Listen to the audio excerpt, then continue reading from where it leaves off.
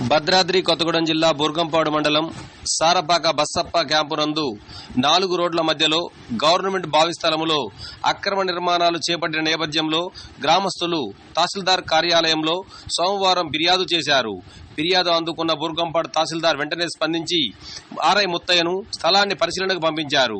ఆ స్థలాన్ని ఆర్ఐ ముత్తయ్య పరిశీలన చేశారు. ఎటువంటి నిర్మాణాలు ఈ స్థలంలో చేపట్టరాదని హెచ్చరికలు జారీ చేశారు. ప్రభుత్వ అనుమతితో ఖచ్చితంగా గ్రామ పంచాయతీ అనుమతి తీసుకుని నిర్మాణాలు చేపట్టాలని ఆర్ఐ సూచించారు.